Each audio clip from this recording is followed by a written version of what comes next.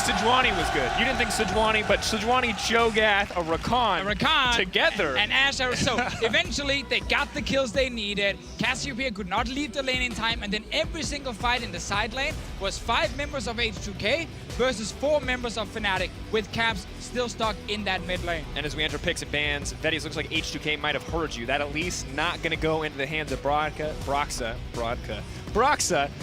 will remain perma-banned in the series thus far. Interestingly, Fnatic taking away the J4 as well. Now, I think it would be smart for H2K if they actually banned away the Trist or the Xayah here, force Fnatic into banning away something like the Rakan, and then you guarantee a strong AD carry in favor of H2K. Not the AD carry I was expecting, but it seems to me that their intention right now is to actually first pick the Tristana, but there's the risk that's only because they're expecting either a Rakan or a Xayah ban to come out from the side of Fnatic. Well, Fnatic can also just give away one of those 2 champions, as you said, and pick the other one. I think Tristana ban here is the standard thing. They're not going for it though, so instead they give Tristana over to H2K. Now most teams in the world, they say if Tristana is open, we first pick it. Yep. There's just no real like insane hard counters that makes it unsafe to do. Maybe Sivir, but that's that's counter, fine. Right? You can definitely still play that. So Tristana is always a good first choice here. Will Rekkles just take the Xayah again? There will be no Rakan for him to pair it with, but the Xayah itself was successful. I feel like we're just going to see another Gragas come out from the side of Fnatic. I like something this. that they put a lot of focus on.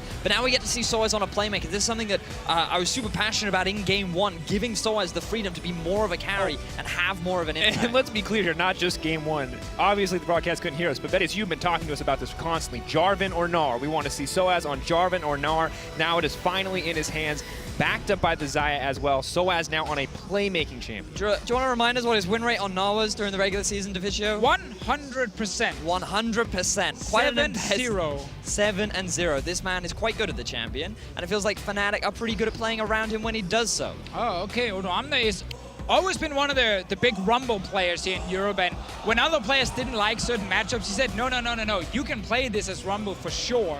The Gnar used to be a pick that we saw like years ago, like picked against the Rumble specifically because you would win the side lane later. But Odoamne, he knows that he can win the matchup in the early game, and that's what he's looking for here. Strong early game with this Rumble. Sejuani as well, the follow-up pick from Jankos. Rumble, one of the most banned champions against H2K, does make it through the picks and bans, and with the tank meta, it's easy to kind of forget about this pick. You know what I would like to see from Fnatic? Syndra. I think Syndra is the kind of champion where you have really good laning phase for Caps, you have great setup as well if you actually want to start playing around the mid lane. But Gragas, Deficio, we need to get Broxah on the Gragas again. In terms of meta, Gragas, of course, makes a lot of sense, but it's just not been a successful pick in playoffs for Broxah at all. This game, though, there is a Gnar on the top side, so they have a bit of a split-pushing threat. They still have the Xayah, just like before, which we saw do really well in the laning phase. Broxah here needs to find at least one lane to play around in this game here. And I just want it to be away from the bottom lane. It's not like Rekkles and Jesiz can't carry. Sure, we've seen them do it multiple times, but that was often when there was a huge investment from not only the jungler, but also players like sOAZ and Caps roaming down to the bot side to help set them up for success. Now, if you're Fnatic, I would not be against seeing something like a Talia on Caps, so that he has the freedom to roam both bot and top. And if you ban away some of the power pick mid laners, things like the Syndra that can threaten to shut you down, I think it gives Caps more freedom to set up the silence for success and become a big carry himself. Problem is just so many of these mid laners on 7-16 after the Talia nerfs with the mana cost on Q have stepped away from her, really put her much further down in priority. In theory, I definitely agree. Like, pick a mid laner where you don't need to play around the mid lane, but this mid laner goes to you. Galio mid lane could actually also be a champion that, in how Fnatic likes to play the game, that should work for them, but it's not been a pick we've seen from Caps at all. Also, Galio, Gragas, Gnar. We've seen teams go into that composition. We saw this from Misfits. Yes, and this is the composition where, yeah, you can execute beautifully and it'll work, but if you go to late game, you do not have reliable damage threats outside of the Xayah. But Fnatic, I don't want to say they're back to the corner, but they need to figure out something, and if our predictions are right, it needs to be more playmaking coming in from somewhere on the map. So right now, Fnatic, they have a fair amount of engage in the form of Gragas, and so instead they're just going to go for a little bit more peel on Jesiz. This actually means that Chei could play Lulu or Karma, which is fantastic with Tristana because you have this massive attack speed steroid already. So having an Ardent Sensor support next to it is really, really good. And Janna will not really be a threat against like a Lulu or a Karma specifically. I prefer the Lulu above the Karma. So I really like this from H2K saying, great, we get like one of the strongest 2v2 lanes in the late game now because we have a hyper carry with a Lulu protecting and buffing her. And I think it fits nicely into the teamfight composition of H2K as well. Right now, they have an AP threat up in the top lane and an AD carry in the form of Tristana. There's a fair amount of AP from the Sejuani too, so maybe they just want to round it out with a bit of mid lane threat in the form of I have a prediction, gentlemen. Bond of Stone, Sejuani, double Ardent Sensor. Could very well We've be. seen it. I hate it. It makes me hate solo queue, but we've seen it, and I think with double AD carries, it is a possibility. But with all of the European mid laners that played Lucian, H2K was the team that found the most success with it. Febiven was regarded as one of the best Lucian players in Europe, and I think that this is still a very good composition for the side of H2K. Oh, it's a fantastic comp. Yes. I love H2K's draft. It's really, really good. My only concern with it is how difficult it can be to execute Rumble. Because Rumble will lose the side lane pressure once we get later into the game, and he needs to then have really good setups in team fights. And the only engage they have is right now Jankos on Sejuani. If he nails it, however, they have a very, very strong team fighting comp. It is just a little bit difficult to actually execute flawlessly. And you talk about that pressure on Jankos' shoulder. He had a fantastic game one. We can't take that away from him, but everyone was there to help the team out. Very much a team game. Being the sole party responsible for starting fights in your favor has to feel like a lot on your shoulders. And we can actually also turn that over to Fnatic. It is the jungler who is the main engage with the Gragas, but sOAZ can have engage on this Gnar as well if he has some really good setups with Mega Gnar. Jesiz, he's on the Janna. Reminder here, Fnatic banned 2 supports to set up the blind pick Janna. They invested 2 bans on that instead of banning things like Lucian, you know, with the Rumble pick already being locked in. And the Janna still just got evenly matched by the Lulu, so they did actually not get an advantage through the second phase bans and then the blind pick Janna. It is just an even match where Chei's more than happy to play Lulu here. We'll have to assume Fnatic has something cooked up, something up their sleeve coming into this game 2. Do not want to drop another game against H2K. Want to turn the series back in their favor. You can see the players ready. The crowd rallied. French casters consistently hyping them up. The wave coming out as well. Gotta love the crowd. And as we get into game 2, win conditions, Vedius. I want to talk about them. I want to hear about them. What does each team need to do? So the big thing about Lucian is you really want him to have a good start. In the real late game, when you consider how much value he has compared to other utility mages, he's not really the strongest. He doesn't have a huge amount of burst. He doesn't provide a huge amount of CC. But in the early game, he wins pretty much all trades. He has great sustain, and he's an AD carry, so he's actually pretty effective at taking down those early towers too when he has a bit of support. It's a very good lane to play around, and you can see the Caps is respecting that once again by going for the cleanse. But Fnatic, they can do a very similar thing themselves. Fnatic, with their composition here, if they get towards the late game with Gnar and Gragas as the front line and Janna has the big protection in the back, they can try and set up Caps and Rekkles for success. But getting to that late game will be difficult because if you look at the lanes, you have Rumble winning the top lane early game. You have Lucian winning the mid lane early game. And bot lane as well. Tristana Lulu is a very strong early lane. It is extremely difficult for Fnatic right now to get a clear advantage from the laning phase. And when this team has been put under pressure in the early game before, they have struggled. Because again, Broxah is not the person who finds that crazy gank that sets a lane ahead. He often relies a lot on the current success of the Fnatic players and where you can then go and further push that advantage forward. But I still think that when you have a Syndra, this is a good lane from which you could look to play around. At the very least, try and exert some kind of early pressure. And that's just what I want to see from Broxah. Try and either set up ganks in the mid or in the top half of the map. Yeah, that's why we like Syndra in general. It is very easy for Febiven, though, in this game to just go Hexdrinker and be like, hey, Gragas AP damage, Syndra AP damage, this Hexdrinker plus my mobility as a Lucian and a heal is going to make it very easy for him to actually try and stay alive. Fnatic, though, again, when you have Syndra, you can definitely play around her. It is much harder in this game than normal because of that Lucian pick. And additionally, we can see the bot lane already suffering a lot here, at least until level 2s start to come in. Rekkles utilizing the strength of Xayah and the clean cuts just to bully Nuclear out. A lot of control here in the early lane matchup. Expected it to go much more even, but Rekkles clearly putting the pressure on. And we talked a lot about ganking avenues. In game 1, we said, hey, there's no way it goes to the mid lane. Mid lane showed up. Now this game, maybe a little bit harder to predict, or easier in the case of the Syndra.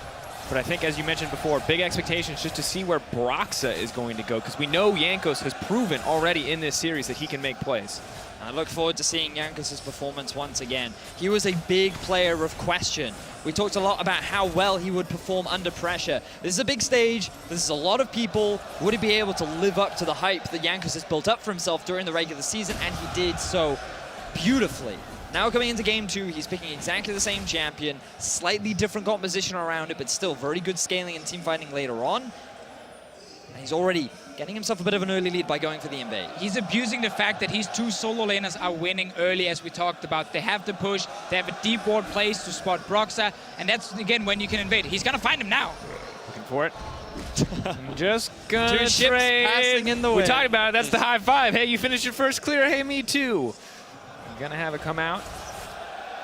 Now Jankos gonna go back into his jungle to find 2 full camps waiting for him, so definitely a small advantage for the Gragas. But that top lane play was also very important for Jankos to make, because just look at where Odo is right now in the wave. You can see how far he's pushed up and he's yet to ward. He got information of where Broxah was, and it allowed him to now put his ward down in the tri-bush, and he has a little bit more freedom to continue playing the lane the way he wants to, and he's not at risk of an early gank from Broxah. Really good pressure, though, from Fnatic's bottom lane. They won the level 1 trade. That's why they're currently sitting with that CS advantage.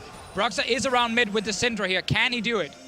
To keep our eyes on the gank. Talk about Jankos in just a moment. He just dashed pushing forward. What are you doing? Broxah's here. Down he goes, and first blood drops for Caps. I mean, he didn't have a ward. He did not know that Broxah was around the mid lane. Caps stopped his recall, returned out into the mid lane, and Febiven, oh man, he just fell for it.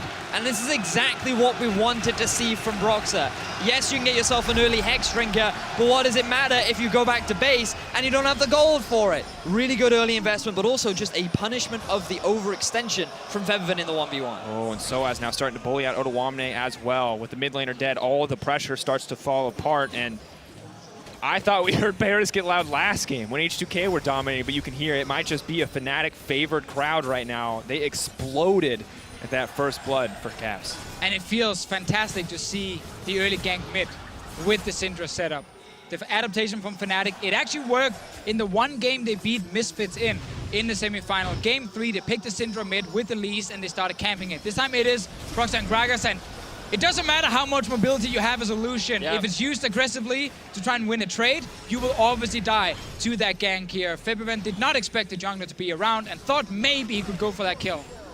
A little bit unfortunate. Febiven, we talked about wanting to see more from him, wanting to see those hyper carry style plays. He had a fantastic Corki game, maybe still living a little bit too much in the past where he was the Fed, where he could go in for these aggressive plays, because right now, yes, he has a lot of strength, but giving up early and giving the enemy a lost chapter just feels so bad. And just look where Caps is keeping the lane too. He's always just not quite under his tower, but close enough that Febiven, if he wants to keep the push going, he has to overextend. And this means that Caps, he's always got that threat of, hey, you don't know if my jungler is here, and if he comes out again, we will kill you, especially now that Caps has got that level 6 mark.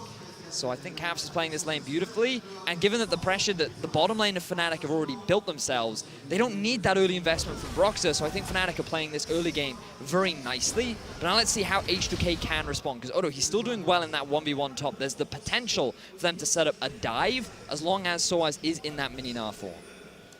Gonna be harder and harder though as he gets to that level 6. A lot more threat, but Odoamne with the equalizer, a very powerful tool. Looks like they may once again try to give it to mid lane. Janko's backing off. Broxah thinks it's just a battle for the Scuttle Crab. He's going to back off in the end, not wanting to take any risks. Yeah, sOAZ already called that Odoamne is missing from the top lane. TP was used earlier back to lane, so it's not like Odoamne randomly recalled. Broxah played it very safe there, just checking with his Q. Meanwhile, again, that bottom lane, the fact that Fnatic won the level 1 and level 2 so hard here gave him a large CS advantage for Rekkles and Jesiz. A good start again, as you said, Vedius across the board here. Jankos, though, hits level 6 very soon, and that's where you can start seeing some return fire. Wondering where he's going to show his face. And we saw Nuclear and Chei fall into a similar deficit in the previous game. The Xayah has looked very good for Rekkles, and while that weakness, we've seen this bot lane kind of collapse before. It didn't really show itself in the previous game. Could be a concern here. where they don't quite have the same utility from Nuclear when it comes to these later fights. Broxah should not be able to find another gank top without being spotted first, because there's so many wards invested from H2K here on the top side. He did show. Jankos is then on the bottom side here trying to see if he can maybe steal away a camp. Blue buff just spawns. Jankos will get sight of that, turning right back around. He's going to be happy to pick that one up. And keep your eyes on the bottom lane for H2K. They pushed in to make sure that Rekkles and Jesiz wouldn't be able to follow as Chei goes into support. You have the two-man unit of H2K getting a very safe steal here. And Broxah, he's nowhere in the vicinity to try and challenge. So clean steal for H2K. Yeah, I really did not like Broxah showing top lane, because as we just said here, like, it should be completely warded in the river by H2K. And he walks up, sweeps the first brush. He's like, oh yeah, there's a ward. Wait a minute, I just showed top lane right now. And the blue buff is spawning that my mid laner, Syndra, really wants to get if she wants to keep trying to win this mid lane. I think Broxah right there ends up selling his own jungler or own mid lane a little bit, and it actually ends up costing them that buff. But we still have to remember that Broxah already having much more of an impact in Game 2 compared to Game 1, because in Game 1, in terms of mid lane pressure, he only gave Caps about 12.3% jungle proximity, which is pretty low. It is a very short amount of time. When you compare that to the amount of jungle pressure Jankos gave, he gave a whopping 27.5%, really setting up Febiven to success. As sOAZ is now going for a 1v1, Yeah, and just walks away. Setting himself up for success all on his lonesome. Doesn't need a jungler. sOAZ confident in this matchup, clearly. Maybe Rumble can have a bigger impact with that equalizer, but Gnar also very much a teamfight threat. I mean, sOAZ actually slightly winning on CS in this lane is very impressive. Whenever you talk to the top laners about Rumble versus Gnar, it's always Rumble dominating early game. They're trying now to set up a dive here against the Gnar. Forward pull is going to connect. That's a mini Gnar. So vulnerable to these dives. They're moving forward, but it's the double bounce. Mario partying his way out. sOAZ, can he make it the flash forward? Jankos going to get that kill. And Jankos, he finally makes a gank work, but now Fnatic, they're moving into the bottom side. They want to try and find an answer down onto this tier 1 tower. Moving for more. Gragas is ready with the setup. Flash and body slam available, but Nuclear and Chei, they're not having any of it. It looks like they're just going to grab the tower in the end on the side of Fnatic. Good use of Caps' pressure in the mid lane as well. You can see on your minimap how Febiven had to move after the Syndra already left. He's here now. TP is available from Odoamne's side, but there's no wards behind that he can use easily, only the one in the river, and he decides not to go for it. 10 minutes in now, we see the gold lead start to grow from Fnatic almost exclusively from that tower first blood. Kills still traded 1-for-1 after that play on the top side of the map. Fnatic still feel like they come out on top in the end, but maybe Rumble getting that early assist will help him start to win in this matchup that we kind of expect him to. I mean, Gnar, again, with items, will always end up having more control in side lane, so sOAZ doesn't even care about Odoamne getting an assist. He's just happy that his bot lane in 2v2 are currently dominating Nuclear and Chei and making it very easy for Fnatic to go and just cross-map. Like, that was such an easy tower for him to pick up as soon as they saw Jankos top lane, and it's all due to the work done by Rekkles and Jesiz in the 2v2, and the fact that Broxah and Caps got that early kill in mid as well. And now a very brave call from the side of H2K. Jankos starting up the dragon, but it looks like it could just be the hard leash coming in for the Fnatic lineup as they want to clean this one up, and Jankos is just going to walk away. Very questionable source. Jesiz canceling the backs as well. Massive loss of tempo on the side of H2K. Febiven, he was back in base. He was buying his cutlass, and because H2K did not have 4 members ready to fight, they decided to just back away and give away that dragon. So Fnatic, they gained themselves another advantage and extend that early lead. H2K expected Fnatic's bottom lane to go top lane. They thought it was going to be just a swap to the top side because there is no tower in the bottom lane for them to kill. And therefore they're like, sure, we can take this Drake while they're going on top lane and we might lose a tower for it, but at least we get Infernal Drake. Fnatic on the other end has said, that's an Infernal Drake. We value that very highly, so they're going to go back to the bottom lane and secure it. So basically, H2K, they took a gamble. It did backfire because Fnatic was aiming for that Drake themselves. And things aren't too bad for H2K quite yet, but they do need to tighten up. They do need to find a few plays of their own.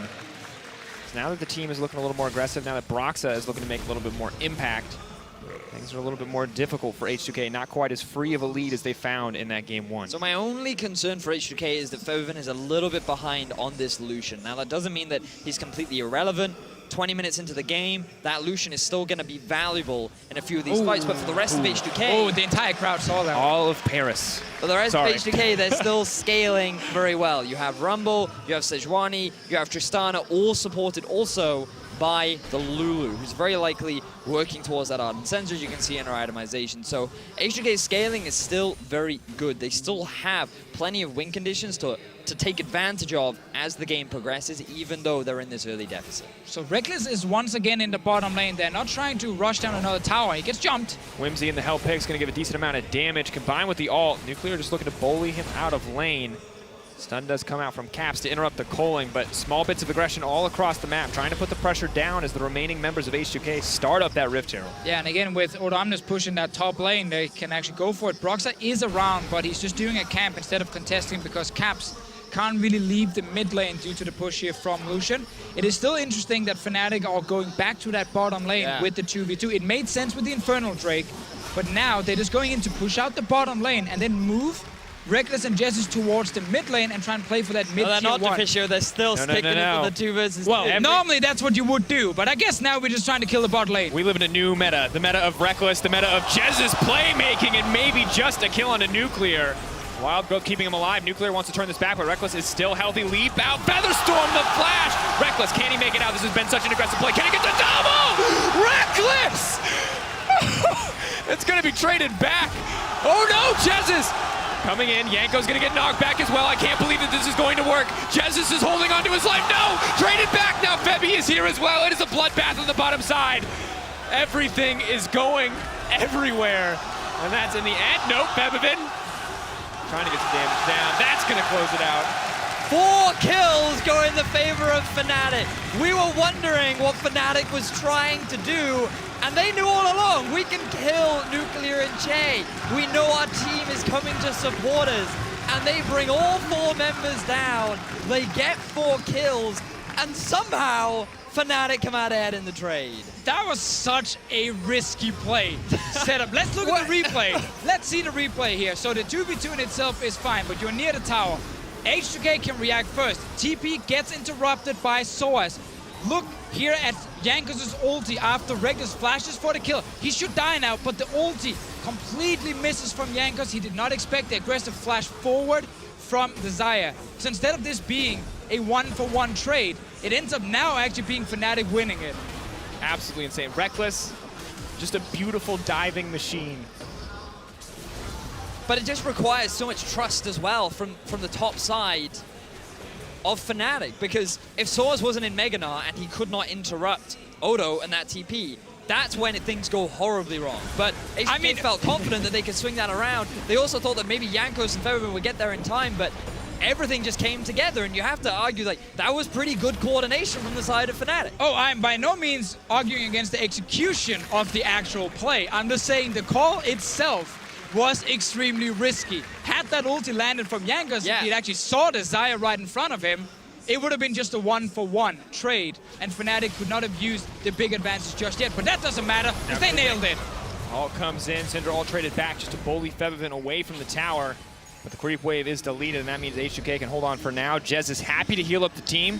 Ardent Sensor completed means that the entire team is empowered as well. And Xayah and Syndra are going to make short work of yet another wave. No culling for Febiven. It's going to be tough to clear this one out. And now we get that fed Xayah in the mid lane to try and push the tower down. They get a bit more damage on it. Caps is fairly low, though, in the back, and they probably have to just respect the rest of H2K. But with sOAZ moving down, they feel confident. And Fnatic are fine just putting pressure on because they know that the Mountain Drake is spawning in about 40 seconds. They've already got themselves the first Infernal, and that's a very easy objective to very quickly rotate down and take without H2K being able to contest. So I think that Fnatic, whether they get the early tower or not, is still fine because there's plenty of things for them to play around. Using Rekkles now for their wave clear as well to just keep mid lane pushed in, more damage on it. At the moment, they will get the tower as well, and this is what we expected before when they pushed out the bottom lane with sending Xayah towards mid. Chei, you recall right in front of him. Body slam, move forward. Chei is slowed up. Is now set to get taken down. We'll move forward, but Broxah just going to grab that one. Big misstep from the side of H2K. Exactly right, Drakos. No need to back in the middle of your own jungle. Fnatic very quick to punish. Chei gives away his life, makes it even easier for Fnatic to move up to that Drake. And we now have to wonder, is H2K starting to fall apart? We know that they struggle when they start to fall behind. Can they adapt when they are at this kind of a deficit? We'll lose this Drake for now. What we've seen different from Fnatic in this game compared to the last one was Broxah getting that early gank in mid. So it was actually Caps who could start leaving the lane first. It was Febiven who was stuck in the mid lane after the roams happened. And Caps have gone bot lane multiple times now, picking up kills. 3-0 Syndra. Only top lane at the moment is where H2K seems to have any sort of pressure, and that's why they're going there again. Moving forward. sOAZ nice sidestep, comes out, 3 stacks goes in, ult connects, no chance to transform quite yet. Needs to use an ability just to heal up, but now the equalizer, burning him down. Odoamne comes in as well. Jankos beautifully taking the tower, but surprise, surprise, here comes Caps. Oh God, Odoamne just ripped through as well. Beautiful movement from the mid laner on Fnatic. And you can see that sOAZ is fine with this trade because Caps is now at 5-0-0. We talked so much about how Fnatic, they have the options to play through their other carries. They have the ability to rely on their mid laner, and so far Caps is stepping up. Yes, he's getting help, but he is auto-utilizing that lead and spreading it across the map. H2K is trying to all in here. They know how risky this play is because their mid laner literally can't see the enemy mid laner. So they're just all inning for a kill and hoping at least one of them makes it out. But Caps walks up and secures 2 very easy kills. And fun fact, Syndra for Caps this split is undefeated. 5-0 in the regular season.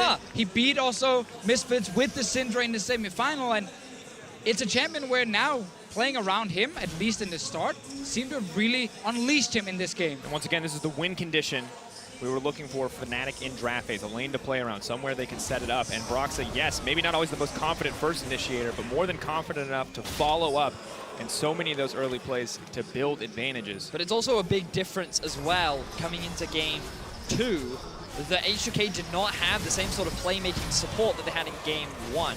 Remember that Chei was a big part of why Febiven was able to get such a massive lead. And Jankos on the Sejuani, yeah, it's not the great early game jungler, but when you have that much utility, you also stack that with someone like a Rakan, and then you have the damage of a Corki, it makes for easy ganks in the mid. But Febiven, he didn't have that same kind of pressure, and you combine that with a bit of early pressure from Broxah, and this early game is just so different from the side of H2K. And it's definitely looking like everything is going in the favor of Fnatic. 20 minutes in, we got that 5K gold lead, 2 dragons and 3 towers backing them up. Only 4 kills and 0 towers on the side of H2K, and you can see from Rekkles pushing in that most recent tower that Chei and Nuclear cannot comfortably stand up against Rekkles at this point in the game. H2K's comp here is built around team fighting. So it's what we see on the Fnatic side. Problem is, on the Fnatic side, there are 2 big tanks in the front. Currently, while they're not overly fed by any means, they are still going to be very hard to kill. On the side of H2K. Ironic, considering that. Yeah. There we go, H2K, hard to kill. But the fact that Jankos is the only front line on H2K makes it even harder now to team fight. sOAZ continuing to get aggressive. Febiven trying to make his way out, but the stun from Syndra is just too long range. That's going to be one pick. Got to check back in on the fight, though. sOAZ trying to turn this one back around. Wants a kill on Odoamne so desperately, but the locket from Jankos is going to save the day. So Jankos there to support his top laner, but not his mid. And now that they know where Jankos is, they feel confident to just start off the Baron. Moment of truth, this was the breaking point for H2K when they had the Baron stolen away. Will it be the breaking point for Fnatic in absolute control? They are going to pull off the Baron in the end. They're willing to give it up. Odoamne teleports into the middle of the team. I don't know if it was the right call. No, Zanya's finished. They're trying to heal up. Caps is still alive. Rekkles is still dishing out the damage. Nuclear's trying to make it out to safety, but in comes the ultimate. Rekkles, hungry for blood, and he's going to get one. Fnatic, after getting that kill in mid lane, goes straight for the Baron, knowing they can turn around and take the 4v4 team fight. The Rumble ulti was down from the fight in the bottom lane against sOAZ. Fnatic are going for it again. H2K are still around. Have to try to take something away. Getting lower, 2K health and dropping. All the pressure is on Broxah. Jankos looking to come over the wall. No Cassio, no Miasma, nothing to stop them. Fnatic, they're not going to take the risk. They're just going to let go of this Baron. H2K, though, trying to punish them as they retreat. I like the respect being shown from Fnatic. They say, you know what, Jankos, we know what happened to you guys once you had that Baron stolen away. So instead, we're just going to back off. We don't need this Baron right now. We have a healthy gold lead. And H2K, they successfully stop it from dropping, and they will get themselves a tier 1 in the middle lane. I mean, good call from H2K as well, under a lot of pressure right there, losing their top laner. We see the first trade in the bottom lane. This is where Odoamne's ulti will be used on getting that kill here against sOAZ, the 1v1, and Jankos showing up is probably a little bit unexpected here. for the Gnar, and obviously that is why it becomes a 2v1 and a kill for H2K, but meanwhile, the Lucian just died mid. And I want you to keep track of, oh yeah, so this is where Febiven will also end up losing his life. He's not expecting the, surprise Gragas from over the wall. No vision available for the side of H2K, and with your Lucian at such a deficit, things are becoming very difficult for H2K, but this is the part where I really wanted to keep your eyes on Broxah and how he utilizes his ultimate. This is very much what we typically expect from the team fighting jungler from Fnatic. Look at the knock up into the shot, into the ultimate, onto Nuclear, just chunking him out of the fight and allowing Rekkles to just dive onto the front line, not being afraid of anything from the side of H2K and allowing Fnatic to win that big fight. Good look for Fnatic. Confidence as they get further into the game. The gold lead continues to grow, 6K in their favor. Looking to get a similar size one we saw from H2K in game one. So while H2K may have fallen apart after their first loss against G2, it doesn't look like Fnatic are going to give them the same luxury. Still fighting back with everything they have, adapting in the pick and ban phase, and it's definitely paying off. And once again, we find ourselves in a situation where all eyes are on H2K. Can you turn this around? Can you stay focused? Can you find a way back into this game without giving up anything else? I feel like this has been one of the games where we look back at regular season Fnatic and we see the individual skill on the lineup really shine through. Rekkles and Jesiz just dominating the 2v2 bottom lane.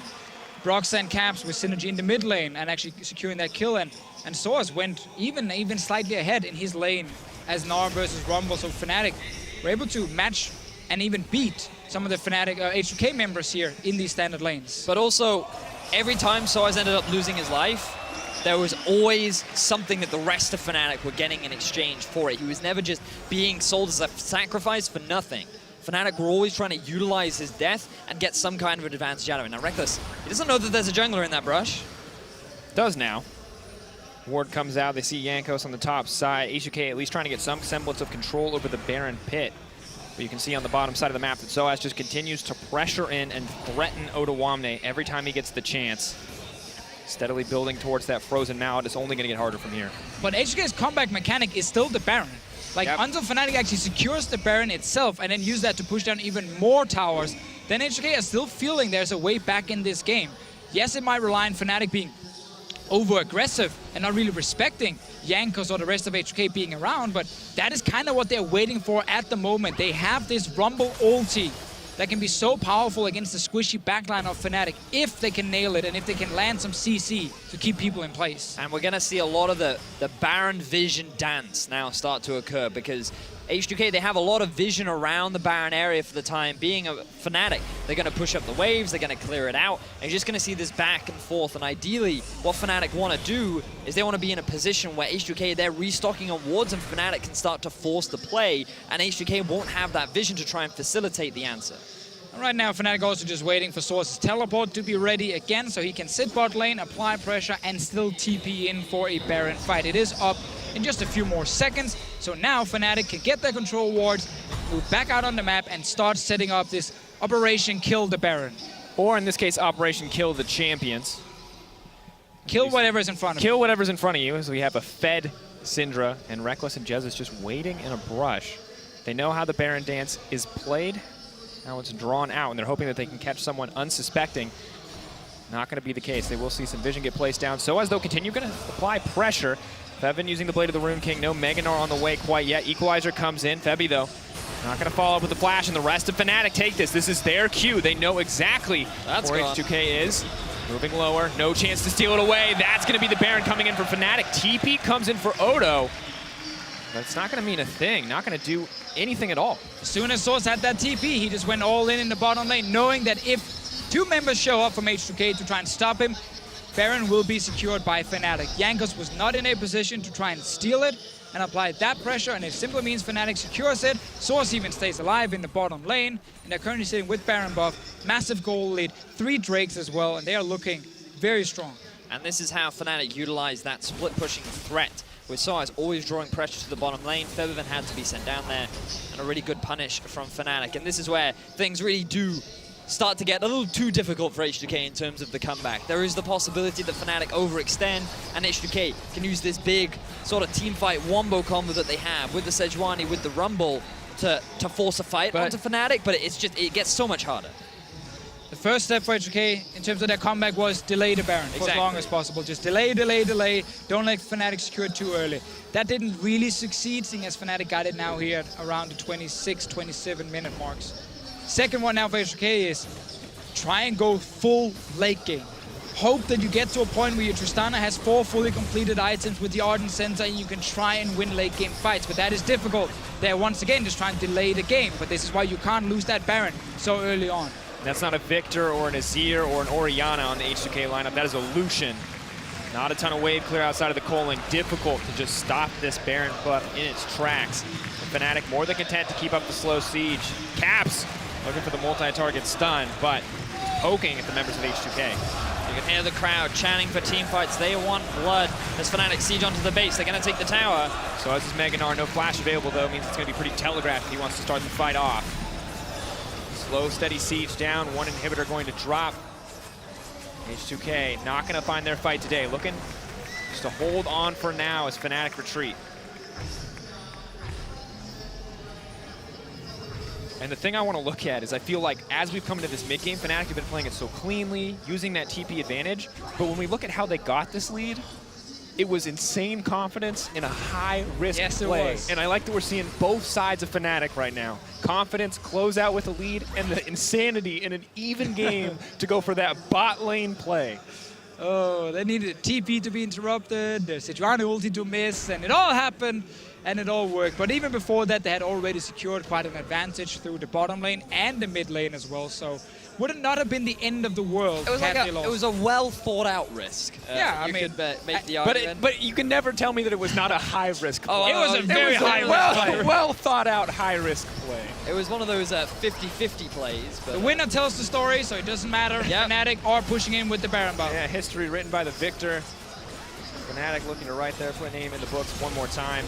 3rd place in the European LCS. Jankos trying to lock him up. Chain CC not going to connect. That's a nice equalizer to start the fight off. Febiven looking for a little bit of blood. Not quite strong enough as Odoamne is knocked back. Jesiz healing up the entire lineup.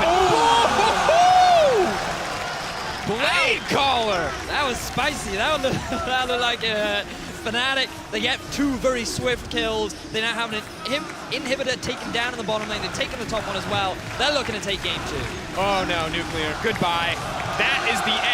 Rekkles, unstoppable. What immense confidence coming in from Fnatic, but they really pulled that dive off in the end, almost making it look effortless. And now, gentlemen, it's just going to be the closeout right when H2K are surging, right when they're gaining confidence in that game 1. Fnatic come back here in game 2 and start to take it all away from them. In game 2, it's Fnatic who are going to find the win. And it's funny how in the semi-final, Rekkles did not want to play Xayah. It went over to Misfits almost every single time. He picked the Ashe against it. And while it was an okay performance, he never really looked like he could carry from the early game. 2 Xayah games now where this Xayah has been winning the laning phase hard. This one even harder than before. And then it actually made it very easy for Broxah to go mid and say, yeah, I don't need to help bot lane. Top lane source will be fine on an island. Go mid, set caps up, move caps to the bottom lane, and then use that advantage in the 2v2 to further snowball the game. 16,666 damage exactly coming in for Rekkles on that Xayah. Caps only at 1,300, 13.5. Even the Rumble, who just gets so much free damage from the equalizer in teamfights, was at 1,400. You can see Xayah well worth it now that Fnatic have decided to adapt it into the draft. Also, high max lord. But also we've seen... Why do we let fans in there? Get them out of there. But we've seen 2 teams perform at top level now. We saw game 1, H2K. They came out the gate swinging. They played towards their style, invest a lot of resources into the middle lane, get Febiven ahead, and then just keep grouping up as a team and forcing fights all across the board, punishing the individual members of Fnatic, from which they were then able to close things out. Whereas in game 2, H2K never really got that early lead. It was Fnatic who had immense pressure in the bottom lane, very similar to how they did in game 1, but this time they were able to utilize it throughout the rest of the map, along with having caps in a favorable position. And I think that this mid lane is evolving into the core part of which team is able to succeed. So we might see H2K also put more value on the Syndra and actually say like, hey, we do not want the enemy team to play it. Even though the draft from H2K here, if they played this game, just like reset the whole thing and played it again with exactly the same comps, it could look way different because it was based on some of these big individual plays that actually got Fnatic ahead and not necessarily them having a much superior draft in that sense. Well, Fnatic came back with a dominant performance in Game 2. Let's get some insight from our analysts on that win. Thank you very much, Drakos, and I think our analysts definitely shared Deficio's opinion on that. The draft wasn't bad, but Fnatic was just unchained straight from the start. And we want to take a look at the fight that started it all off. We had the emotional MVP interview with Rekkles at the start of the show, and you couldn't really dream of a better start, Zabutin, than getting your carries a couple of kills early. Yeah, that's the perfect way to actually start a game. Rekkles goes it like full ham on this flash, surprises Jankos with his ultimate and goes like till the end, which is absolutely perfect for Xayah, which has the slowest pathing into for her items. And Fnatic starts from this. Yeah, they get a great start. They get kills not only on Rekkles, they get kills on the Syndra in the mid lane as well. So it starts off really well. And Yamato, you were telling me before this happened how much you did love the draft from H2K. You thought it showed adaptation, and you also love when they play the Lucian. Yeah, I think H2K, draft-wise, were in a very good position. They took a massive risk because they revealed the Rumble and the Sejuani very early. If Fnatic decided to ban the Lucian, then all of a sudden you're stuck with a triple AP composition against a team that can stack a lot of magic resistance. The Lucian came in, they have a very strong early game with lanes you could arguably win, and also very good scaling, very good team fighting, good, well-rounded comp. So tell me then, when you are a team with a good, well-rounded comp, but you have a Lucian in the mid lane, and this happens in a bot lane very early, how do you play from behind? How is it equipped to play from behind? I think in a lot of cases, you know, the only thing that you can really rely on in this case is the Sejuani ultimate. And it's very hard to land the Sejuani ult if that's your only engage on top of a Syndra and on top of a Xayah. There is something as well, is if you don't execute perfectly your fight, there is one Syndra that can burst both one of your ADC, and there's only one Lulu to protect. So you have to choose between your arm and your leg at some point in the team fights, which is very, very hard in terms of positioning. And I think Lucian couldn't apply the DPS H2K's coach expected at the beginning of the game. I think that's very lovely put. And you say it, Syndra is very strong in these compositions, or when the team is ahead already. We're going to take a look at a little highlight reel from Caps and Syndra, brought to you by Acer Predator, because, you know, Fnatic, they were just incredibly unchained, and then that allows them to obviously roam up to that top lane, and Caps could do whatever he wanted. Finally, we had some wars around mid lane. We got the early gank, the first blood into mid lane. Caps was unleashed. Every play, he was all over the place. This one is absolutely lovely because he waits that much in a way that everybody goes in and cannot pull back at a good time with flash and cleanse at the same time, and then the whole back lane of Fnatic goes onto H2K's pack and do tons of damage, and at this point they lose the Baron. Like he's pretty much doing Broxah's job. He's baiting in the enemy team. He's the one in the front line. The previous game was the same with the Cassiopeia. He knows how to get maximum out of his champion in every team fight. Yeah, he did it. You say he's doing Broxah's job, but Broxah's jungle proximity was almost 3 times that with 2 Caps, Finally. that if it was in game 1. And this is what you guys have been saying, right? Will they go for the side lane? No, it's all about that mid lane jungle proximity and about the way they play together. Yeah, I think the meta is kind of simple. If you have the Gragas, you play the mid lane. If you have the Sejuani, you play the side lanes. And the first game, they just had a Gragas which was farming in the jungle and doing pretty much nothing. And at this point, we saw a composition well-rounded around the Syndra, and it was done well, actually. Yeah. And like speaking about H2K, both games, I felt like H2K's bot lane just got completely demolished. I feel like they're getting pushed in at all times. This game, you could argue that the Lulu counter pick into the Janna gives them opportunity to push this matchup, but they didn't. They are stuck in that lane. And then you look at the mid lane, that's where Broxah was, and top lane, you have a Rumble Sejuani into a Gnar. He's gonna buy a Hex Drinker, he didn't, but he got a Merc Threads, and sOAZ is known for being like David Copperfield or David Blaine. He disappears, he knows how to escape these ganks and die at the right times in that sense. And I feel like that from the get-go is a hard situation to be in against Fnatic. It is, and if we look at Fnatic, you guys said during game one they look disconnected, they don't look at the same page. So the big question is, did they just seem more connected because they were stomping and they were really far ahead early, or did you see more signs of improvement? Because it's easy to say that if you steamroll over your opponent. I think that's the very first game I see Fnatic playing with the win condition of the meta, the current meta, in a very dome way, a very well way, where the win against Misfits was their own style, all style well applied. So starting from that, if they can build on the top of the game they just made, they can 3-1. All right, and I feel like that's the sentiment you guys had in the beginning of H2K. Loses one game, we have to wonder about their mental fortitude, right? And this is where we have to see it. Can they come back in the series? We will see, but Fnatic, they struck back and are looking to keep the ball rolling in game 3. That is coming up after the break.